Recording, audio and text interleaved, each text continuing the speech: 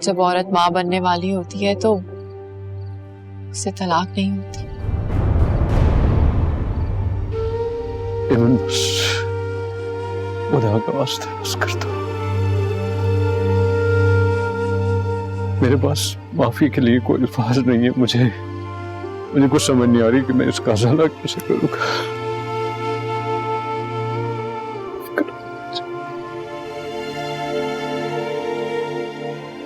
तुम मेरी तरफ मत देखो, मैं इस काबिल नहीं हूँ।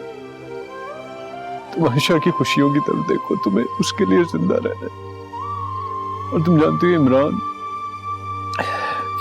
इमरान और उसकी अम्मी ने भी माफी मांगी है मुझसे। जिस दिन हमारा निकाह हुआ था ना, मैं आज तक उस दिन को रोती। अल्लाह, मुझे क्यों अंधा रखा तुमने? अंधा क्यों रखा है? हेमन, मुझे माफ कर दो।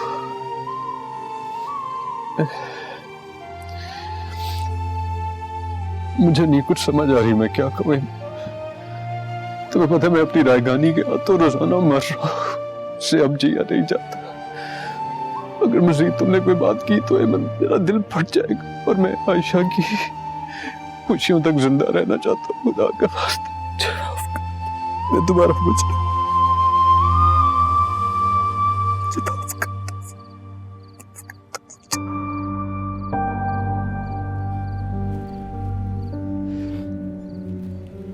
रानिया से कभी बात हुई?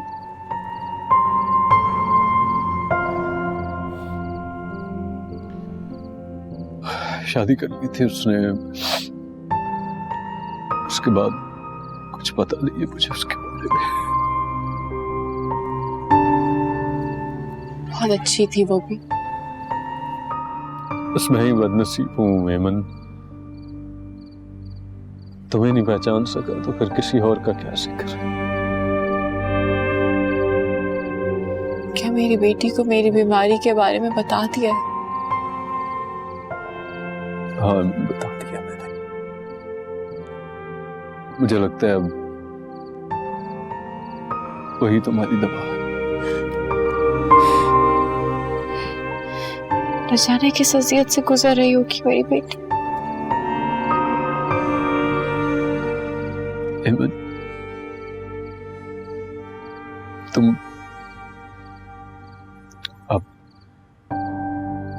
तुम ठीक हो जाओ बस, और कुछ नहीं चाहिए। अगर मैं ठीक ना हुई, अगर मैं जिंदा ना रह सकी। नहीं हेमन, ऐसी बातें मत करो। मुझे पूरा भरोसा है कि वो खुदा तुमसे और आयशा से तुम लोगों की खुशियां नहीं छीनेगा। वो खुशियां नहीं छीनेगा। बस तुम हौसला करो, तुम्हें कुछ नहीं होगा। और तुम देखना, इंशाल्लाह तुम बिल्कुल ठीक हो जाओगी। ठीक हो जाओगी।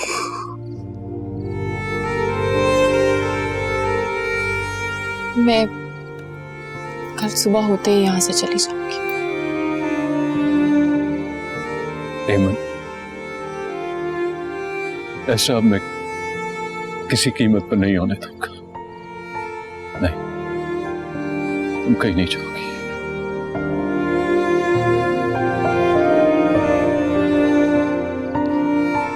मुझे जाकर भैया से मिलना है। मैं चाहती हूँ कि मैं सब कुछ भैया को खुद बता दूं। मैं नहीं चाहती कि उन्हें इस बीमारी के बारे में कहीं और से पता चले। शायद मैं बताऊंगी तो उन्हें दुख कम होगा। और अगर भाभी को ये पता चल गया कि मैं यहाँ पर आपके घर में रुकी हुई हूँ तो बहुत बातें करेंगे। तो बोलने दो, जिसने जो बातें करनी है उन्हें करने दो। मुझे किसी की परवाह नहीं। और अब तुम्हें भी नहीं होनी चाहिए। और अगर किसी ने बात की ना तो मैं देख लूंगा। तुम परेशान मत हो, खुद ही हैंडल कर लूंगा मैं सब कुछ।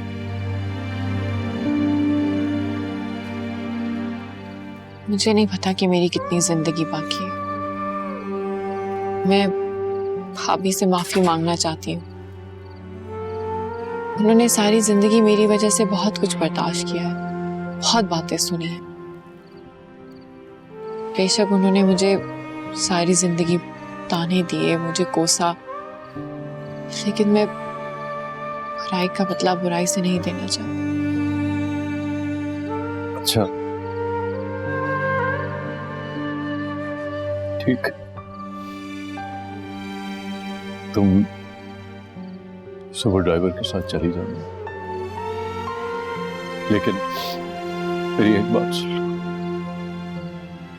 तुम उस घर में अब वापस नहीं जाओगी।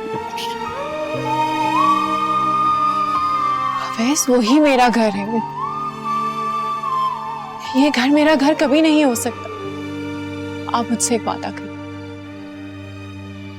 मुझसे वादा करें कि अगर मुझे कुछ हो गया तो मेरी बेटी पर कोई उंगली नहीं उठाएगा। उसको वो तमाम खुशियां दीजिएगा जो मैं उसे कभी नहीं दे सकी।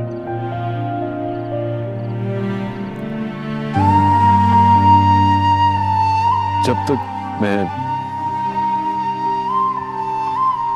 जिंदा होना है मन, ऐसा नहीं होने दूंगा।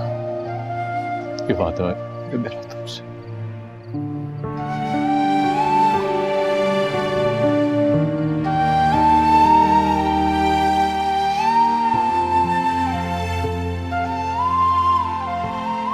अल्लाह आपको मेरी बेटी के सर पे हमेशा सलामत रखे।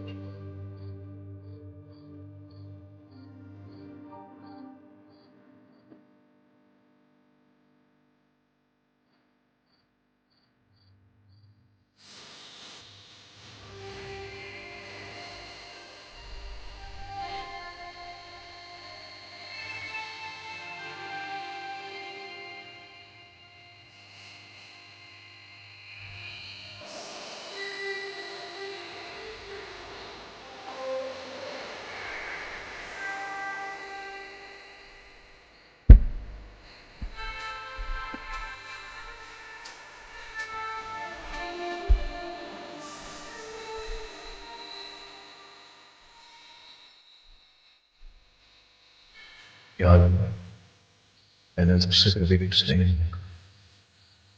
मेरी जिंदगी में ईमान को, मेरे मालिक के ईमान को जिंदा रख।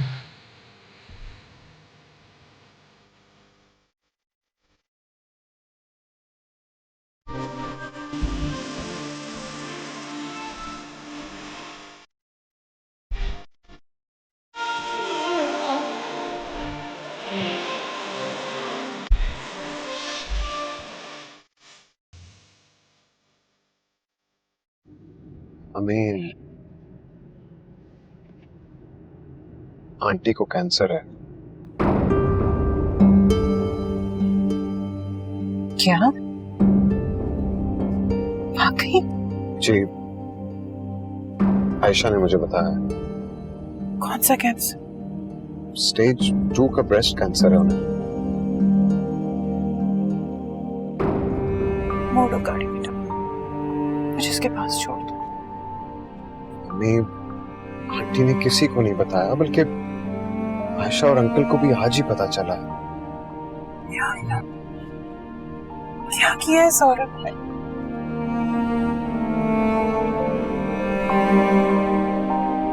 इमरान बेटा, तुम फिर भी मुझे उसके पास छोड़ दो।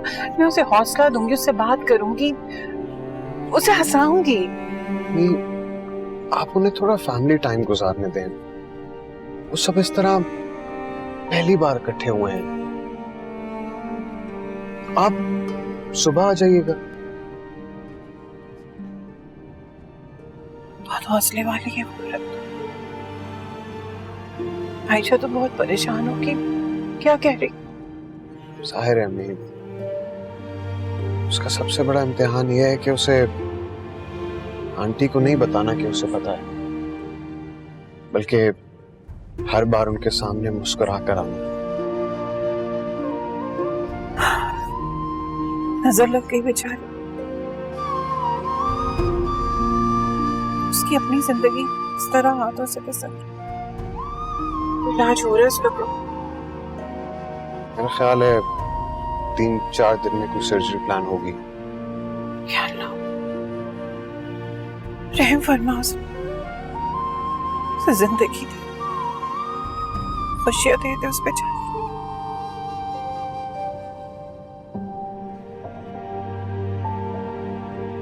कैसी खबर सुना दी बेटा तुमने? फिर कुछ कर ही रह गया। तो मुझे सुबह छोड़ देना उसके पास, हाँ? मैं उसके लिए नाश्ता बना कर ले जाऊँ। अम्मी, आपको नहीं लगता कि हमें नाश्ते से ज्यादा उनका खुद पर एतमाद बहाल करना चाहिए?